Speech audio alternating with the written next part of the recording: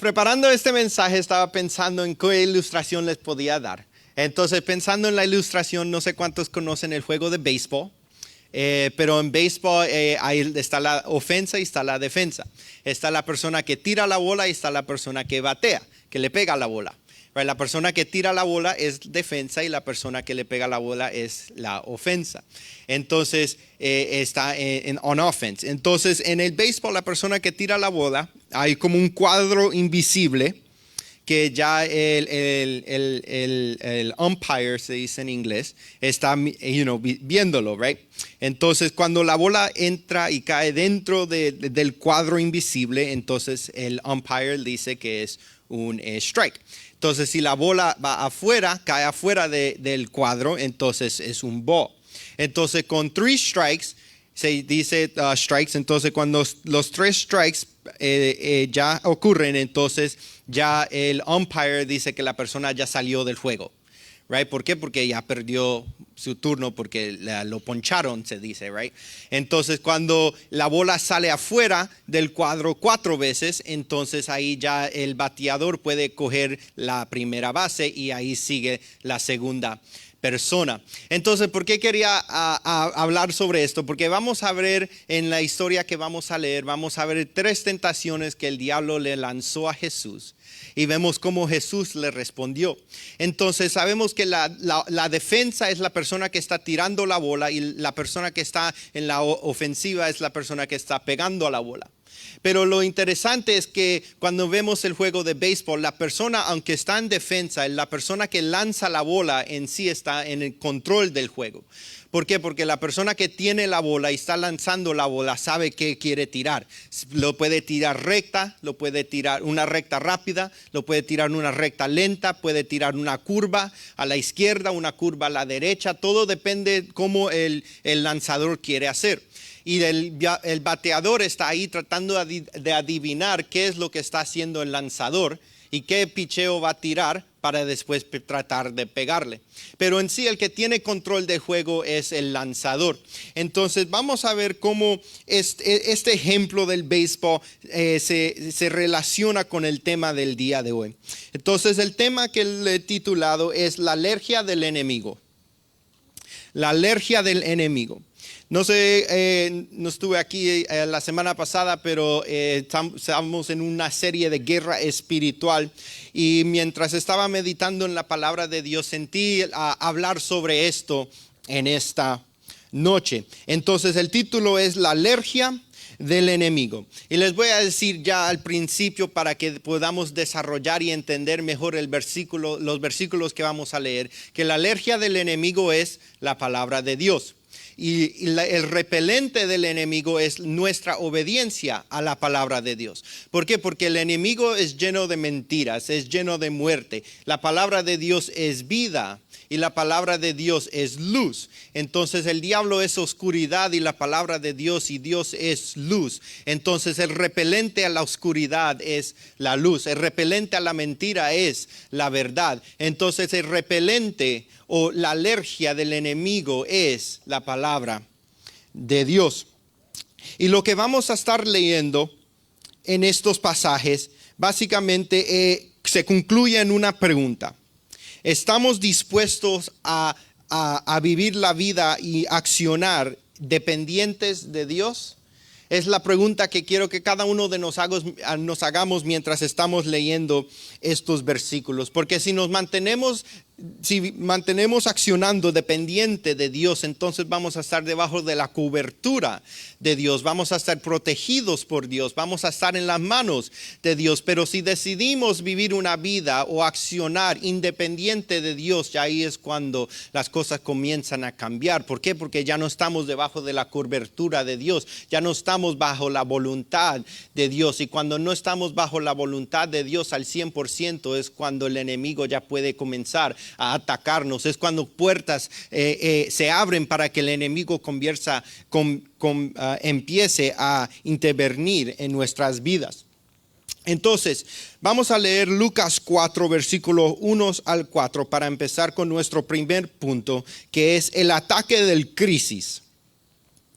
El ataque del crisis. ¿Me puedes poner Nueva Traducción Viviente, please? Porque Ustedes saben, la Reina Valera para mí es como hablar en lenguas. Entonces dice así, entonces Jesús, lleno del Espíritu Santo, regresó del río Jordán y el Espíritu lo llevó al desierto. Quiero que nos mantengamos ahí un momento. Entonces vemos aquí que Jesús primeramente fue lleno del Espíritu Santo, llevado al desierto. Entonces cuando analizamos qué es el desierto en la palabra de Dios, el desierto es una separación de Dios. El desierto es un lugar donde hay escasez. La palabra de Dios en 1 Corintios 13 nos dice que Jesús es el segundo Adán. El primer Adán cayó en la mentira de la serpiente y ahí fue cuando entró el pecado al mundo. Entonces quiero tomar esta idea del desierto. ¿Por qué? Porque vemos aquí que primero aquí vemos que Jesús fue llevado al desierto por el Espíritu Santo. Vemos que Adán fue llevado al desierto por el pecado. El jardín de Edén representa la presencia de Dios, representa una comunión perfecta con Dios. Y ya cuando Adán cae en la tentación y entra el pecado sobre toda la humanidad, él sale del jardín y entra al desierto, que es una separación eterna de Dios. Él va de la abundancia del jardín, va a la escasez del desierto, va a una relación eterna con Dios en el jardín, es llevado a una separación eterna en el desierto. Entonces vemos en Adán, el primer Adán, que Adán llevó a la humanidad de la presencia de Dios a la falta de presencia de Dios. Pero vemos aquí que Jesús, ya antes de empezar su ministerio, después que fue bautizado, es llevado y guiado por el Espíritu Santo a ayunar y es llevado al desierto. ¿Por qué? Porque Dios quiso llevar a Jesús al desierto, porque en ese momento Jesús representaba la humanidad. Y Dios lleva, a través del Espíritu Santo, lleva a Jesús al desierto. ¿Para qué? Para que Jesús lleve a la humanidad del desierto y lo regrese al jardín de Edén, que representa abundancia, que representan comunión con Dios. Entonces vemos aquí que el primer Adán llevó la humanidad del desierto, del jardín al desierto, pero el segundo Adán lleva a la humanidad del desierto al jardín. Entonces muy importante eso, que vemos que Jesús es guiado por el Espíritu Santo. Él no fue al desierto solo, él no fue a la falta de la presencia de Dios solo, sino fue que Dios lo guió. Y vamos a ver cómo es el rol que eso es tan importante en esta historia. Vamos al versículo 2, por favor. Y dice así: donde fue tentado por el diablo durante 40 días. Jesús no comió nada en todo ese tiempo y comenzó a tener mucha hambre. En este momento Jesús está en un momento de ayuno. No sé cuántos conocen la importancia del ayuno, pero lo que el ayuno hace es que incrementa el espíritu en nuestras vidas y disminuye la carne. ¿Por qué? Porque Jesús entendía cuál era la guerra que él se estaba enfrentando. Muchas veces nosotros miramos a este mundo y pensamos que estamos luchando contra personas, estamos luchando contra situaciones físicas y no entendemos que estamos luchando con algo espiritual. Pero Jesús lo sabía y por eso él se estaba preparando, ayunando. ¿Para qué? Para que su espíritu se incremente, para que él pueda estar listo para guerrear contra el diablo cuando él vino a tentarlo. Entonces estaba ayunando, durante estos 40 días siendo tentado por el diablo. Y la última frase dice que comenzó a tener mucha hambre. Versículo 3, por favor. Y dice: entonces el diablo le dijo: si eres el Hijo de Dios, dile a esta piedra que se transforme en pan. En el versículo anterior vimos que Jesús tenía hambre. Y ahora vemos que ahora el diablo vino a tentarlo, que si él tiene hambre, si él verdaderamente es el Hijo de Dios, entonces convierta la piedra en un pedazo de pan. Si el enemigo, el diablo, estaba analizando la vida de Jesús, estaba analizando su situación, sabía de qué era el estado físico, el estado espiritual de Jesús. Entonces, viendo el estado físico de Jesús, sabía que tenía hambre, y como Jesús tenía hambre, esa era la crisis de Jesús, esa era la necesidad de Jesús. Y el diablo, mirando cuál era la necesidad de Jesús, cuál era su vulnerabilidad, cuál era su lucha en ese momento, el diablo tomó esa oportunidad para entrar y atacar, y le dice: si tú eres el Hijo de Dios, convierta esta piedra, dice, transfórmala en pan. No sé cuántos aquí están en un momento de crisis, pero les quiero dejar saber que en la misma manera que el enemigo estaba mirando la vida de Jesús, analizándolo para saber cuál era el momento exacto para atacarle, el enemigo ha puesto demonios, ha puesto su ejército para estar analizándonos, para poder estar pendiente de nosotros, mirándonos. ¿Para qué? Para que en nuestros momentos débiles Él pueda tirar una semilla que nos haga dudar, que Él pueda tirar una semilla que nos quite la paz, que ya paremos de venir a la iglesia, paramos de buscar a Dios. El enemigo no juega, en inglés se dice, el enemy doesn't play fair. El enemigo no juega justo, él no juega de acuerdo a las reglas, y él juega a la manera que él quiere, y él juega sucio. Entonces es importante que primero que entendamos nuestras vulnerabilidades, nuestras tendencias, en los lugares donde luchamos. Estamos en la serie de las 7 áreas de la vida, de restauración, reinvención total, y estamos hablando sobre la área emocional, sobre la área espiritual. Y nadie aquí es perfecto, porque si éramos perfectos seríamos Jesús. Pero todos tenemos nuestras luchas, todos tenemos nuestras debilidades, todos tenemos una pata por la cual estamos cojeando, y el enemigo lo sabe. ¿Por qué? Porque tú y yo tenemos a Jesucristo en nuestras vidas, y el que vive dentro de nosotros es el gran yo soy, es el nombre que sobre todo nombre, el Señor de señores, es el Rey de reyes, que en el nombre de Jesús toda rodilla se tiene que doblar. Él es el que vive dentro de nosotros. Pero si nosotros no obedecemos la palabra de Dios, si nosotros no obedecemos lo que dice Dios, o obedecemos el Espíritu Santo, vamos a comenzar a vivir una vida independiente de Dios, y es cuando el enemigo va a poder tomar la ventaja en nuestras vidas y comenzar a intervenir en nuestras vidas. Entonces el enemigo vio la necesidad de Jesús, el enemigo vio la crisis de Jesús, y él atacó esa crisis. Vamos a leer el versículo 4, y dice: Jesús le dijo: no, las escrituras dicen, la gente no vive solo del pan. Otra versión dice que la gente no vive solo del pan, sino de toda palabra que sale de la boca de Dios. Sí, ¿por qué? Porque en este versículo lo que Jesús está mencionando es el versículo de Deuteronomio 6:8, que es el pueblo que está hablándole a Jesús, a Moisés, y se están fijando en la maná, en lo que están comiendo, y Moisés le dice: no se enfoquen en el pan, no se enfoque en los recursos naturales, sino que se enfoquen en la persona que está proveyendo ese maná. Y aquí Jesús nos está diciendo y nos está enseñando que no es tan importante lo físico que lo sobrenatural, porque lo sobrenatural es más importante en nuestras vidas. Entonces Jesús le respondió con la palabra de Dios. El enemigo estaba tentando a Jesús, pero falló. ¿Por qué? Porque Jesús supo cómo tirar la bola, Jesús supo cómo lanzar la bola, y ahí vemos el primer strike que el diablo tuvo.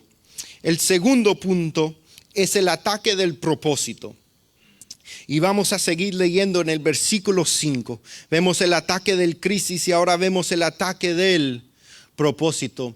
Dice: entonces el diablo lo llevó a una parte alta y desplegó ante él todos los reinos del mundo en un solo instante. Ok, imaginemos esto. El diablo lleva a Jesús y lo pone en un lugar alto y le enseña a todo el mundo, y básicamente le dice: todo esto puede ser tuyo. ¿Y por qué el diablo tiene ese privilegio? ¿Por qué el diablo tiene ese poder? Porque lo que estábamos hablando antes con la caída de Adán, Adán fue designado a gobernar todo el mundo, pero el momento que Adán cayó, el diablo se empoderó tuvo control, obtenió control sobre todo el mundo. Entonces por eso el diablo puede dar le puede tentar a Jesús dándole todo el mundo. Vamos al versículo 6. Dice, te daré la gloria de estos reinos y autoridad sobre ellos, le dijo el diablo, porque son míos para dárselos a quien yo quiera. Ahí vemos el poder que el diablo tiene y él dice que básicamente le está tentando el propósito de Jesús. ¿Por qué? Porque todos sabemos el propósito de Jesús fue que vino para vivir una vida perfecta, una vida de sacrificio, para morir en la cruz, para que cada uno de nosotros podamos tener una relación con Dios. Pero ahora imagínate, el diablo tentando a Jesús, diciéndole, tú no tienes que morir en esa cruz, tú no tienes que sufrir. Tú no tienes que tratar de convencer a los judíos. Tú no tienes que tratar de convencer a los gentiles. ¿Por qué? Porque yo te lo daré todo. Solo póstrate y adórame. Y yo te daré todo lo que tú quieras. Le está diciendo el diablo a Jesús en este momento. Y vamos a ver lo que le responde Jesús. Le responde, te daré todo esto si solo me adoras. Me adoras, sorry. Next verse. Y dice, Jesús le respondió, las escrituras dicen, adora al Señor tu Dios y sírvelo solo a Él. Imagínate si Jesús hubiera caído en esta tentación. No tendríamos un Salvador. No tendríamos alguien que murió en la cruz para nuestros pecados. Todavía habríamos estado como en el Antiguo Testamento, teniendo que sacrificar corderos una vez al mes para poder que Dios perdone nuestros pecados. Todavía habría un tabernáculo, un templo donde solo en ese lugar se manifiesta la presencia de Dios. Imagínate todo lo que hubiera ocurrido si Jesús se hubiera sometido al diablo en ese momento. No tendríamos esperanza, no tendríamos un Salvador, no tendríamos una relación con Dios de la manera en que lo tenemos hoy en día. Y leyendo este versículo me hizo pensar en mi propia vida y todos tenemos propósitos grandes y el enemigo quiere atacar nuestros propósitos, porque si nosotros nos alejamos de nuestro propósito, como el apóstol dice, algo grande no ocurrirá aquí en la tierra si nos desenfocamos, si vivimos una vida independiente de Dios. Y digo que me relacioné mucho con este versículo. ¿Por qué? Porque en el 2020 yo me gradué de la universidad con el ministerio pastoral y Biblia y teología. Y digo eso ¿por qué? Porque en ese momento, cuando yo recibo my degree, my bachelor's degree, cuando ya recibo el certificado, yo puedo aplicar en otras iglesias para ya ser pastor. Right? Yo no tengo que no tengo que hacer un proceso, no tengo que hacer nada, simplemente voy, aplico, ellos ven que ya me gradué del ministerio pastoral, sé cómo abrir la iglesia, sé cómo levantar iglesia, etcétera, etcétera, y ya ahí mismo ya me dan el ordination como pastor. Sí, y no les voy a mentir, fue una tentación muy grande porque, es mi sueño, right? Ser pastor. Imagínate el sueño tuyo, si es ser atleta, si es ser doctor, abogado, lo que sea. Imagínate si de un día a otro ahí mismo puedes convertirte en un doctor, un abogado o un atleta, lo que tú quieras, de un día a otro. Y esto fue lo que me estaba pasando en mi mente. I'm like, no, ¿para qué voy a quedarme aquí si tengo que pasar un proceso, si tengo que hacer esto y lo otro y pasar su tiempo hasta que ya por fin ya venga the ordination, no sé cómo decirlo en español, perdón, que me pongan manos y me convierta en pastor básicamente, right? Cuando yo lo podía hacer de un día a otro. Y eso fue mi lucha. Pero sinceramente, siendo honesto con ustedes, en ese tiempo yo no era suficiente maduro, no era suficiente humilde para entrar en el proceso, en el rol de ser un pastor. Había un proceso que yo tenía que pasar para convertirme en la persona que Dios quería que yo sea cuando ya sea pastor. Porque si yo hubiera sido pastor en ese momento, hubiera faltado todos los procesos que son importantes para crear un carácter en mí de un pastor. Entonces, ya como ustedes saben, todavía estoy aquí, entonces obvio no escogí esa ruta, pero me quedé aquí. Todavía no soy pastor, pero he visto la mano de Dios obrar en cómo yo sirvo a la iglesia. Antes solo era de ser pastor, ahora sirvo en todas las áreas de la iglesia. Antes solo era predicar el evangelio aquí en el altar, pero ahora no, a mí no me importa si nadie me ve sirviendo atrás, pero le estoy sirviendo a Dios. Ahora soy maduro, ahora soy humilde, ahora estoy en el proceso de llegar a donde Dios quiere que yo llegue, y cuando llegue ahí voy a ser exitoso. Pero en la misma manera, imagínate si el diablo hubiera he would have succeeded.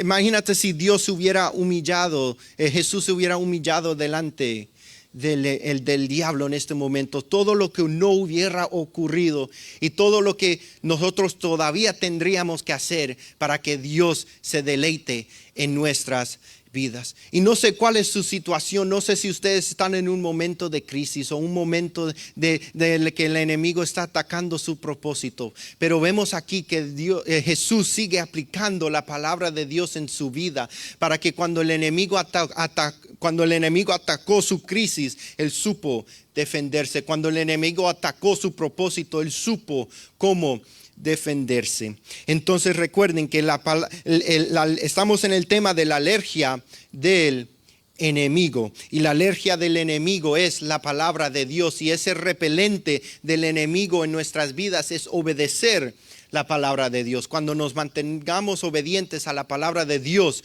es cuando eso va a ser un repelente que va a impedir que el enemigo intervenga en nuestras vidas.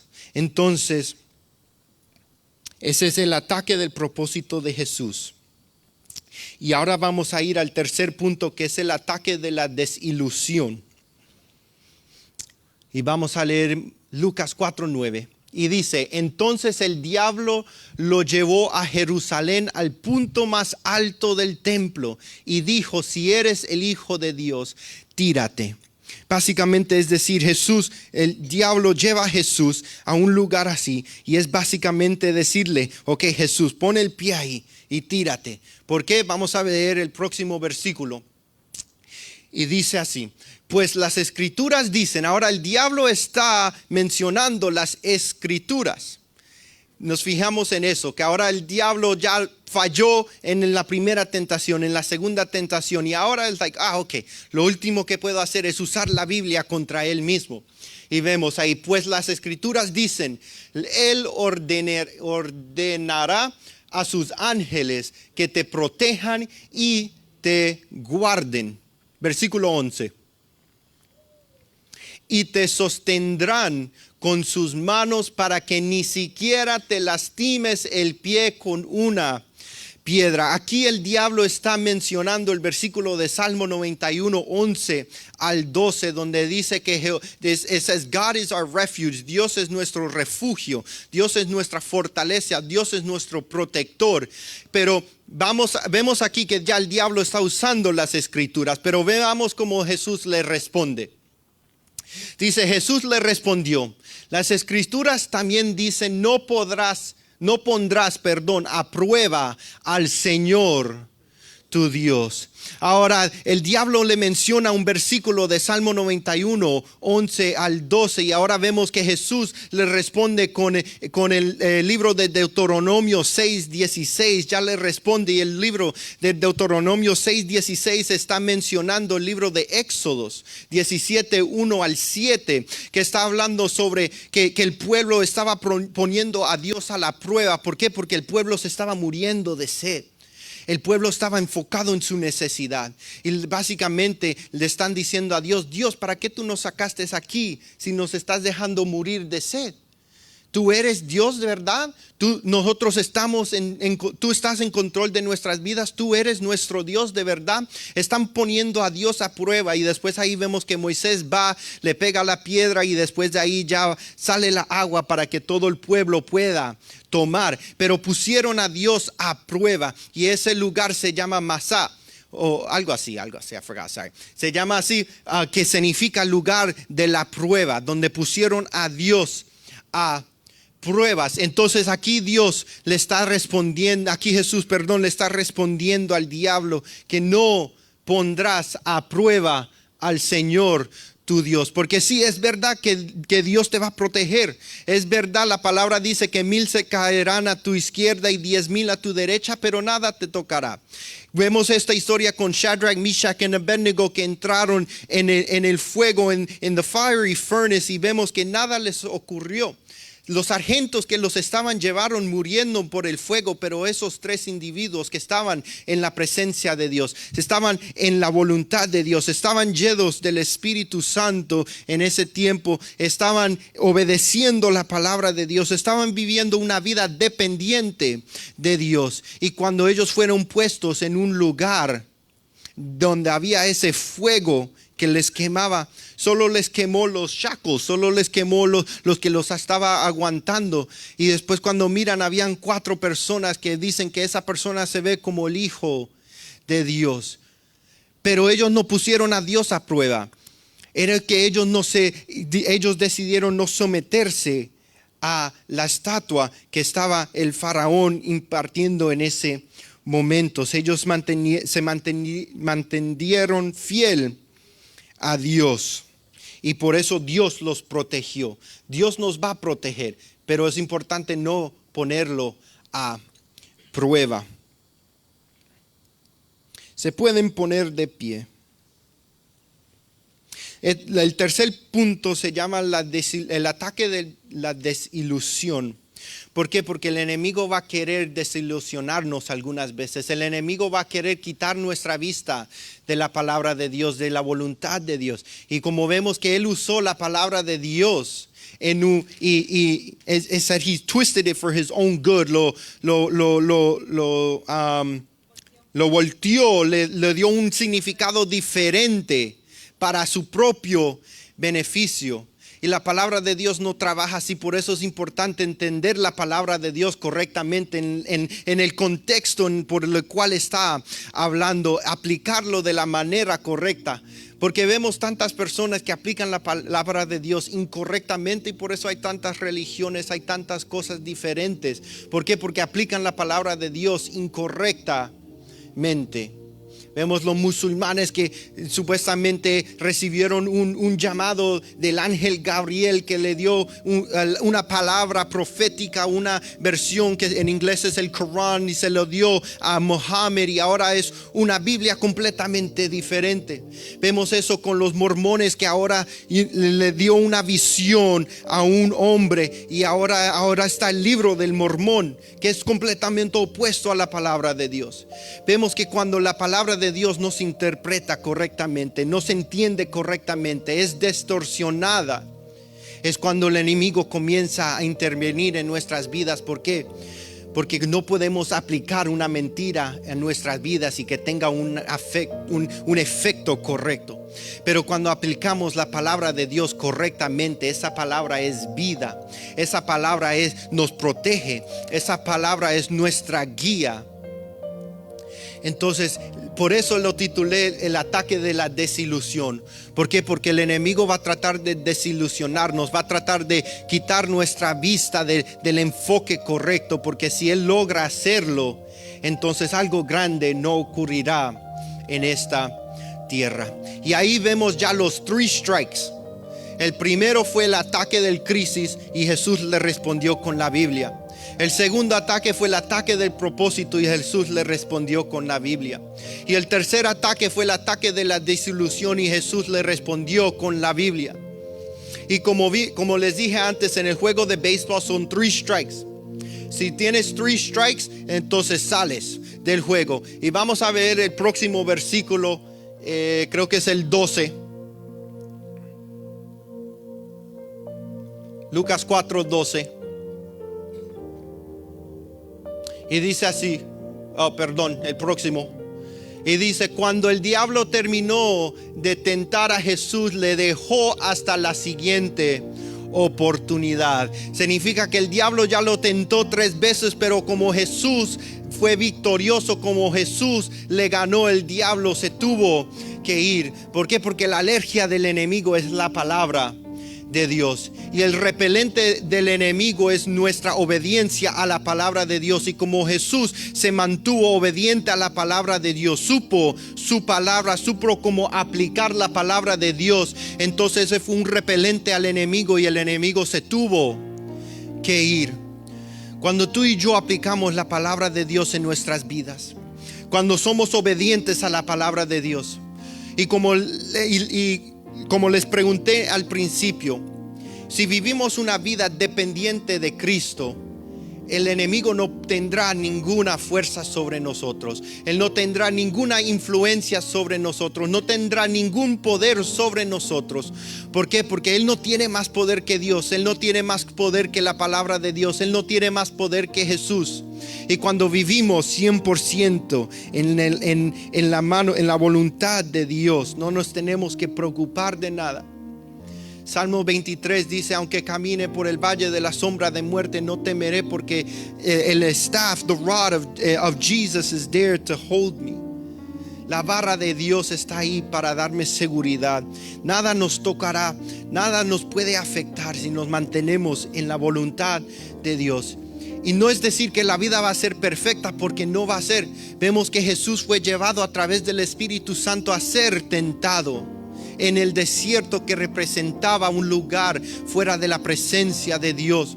Y la vida va a tener sus altas, la vida va a tener sus bajas, pero si nos mantenemos obedientes a la palabra de Dios, Él nos va a guiar, Él nos va a sostener. Y sabemos que todo lo que ocurre en la vida, Dios lo va a tornar para bien a las personas que lo aman de verdaderamente. La palabra dice que los planes que Dios tiene para nosotros son planes de bien y no de mal, planes para darnos un futuro y una esperanza. Eso es lo que dice la palabra de Dios, y todo eso se va a realizar en nuestras vidas si nos mantenemos obedientes a la palabra de Dios, si vivimos una vida dependiente de Dios.